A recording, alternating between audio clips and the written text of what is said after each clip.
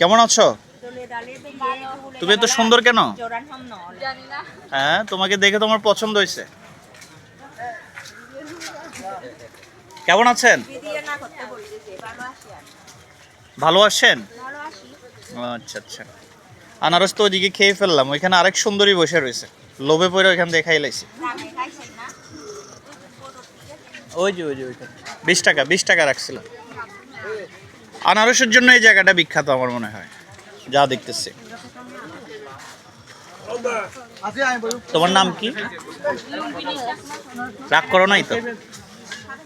তোমার হাসিটা অনেক সুন্দর। Welcome welcome. কিছু বলবো? বলো। পড়াশোনা করো নি না? এটাই মানে পড়াশোনার পাশাপাশি এটা করছো? করো না? আহারে,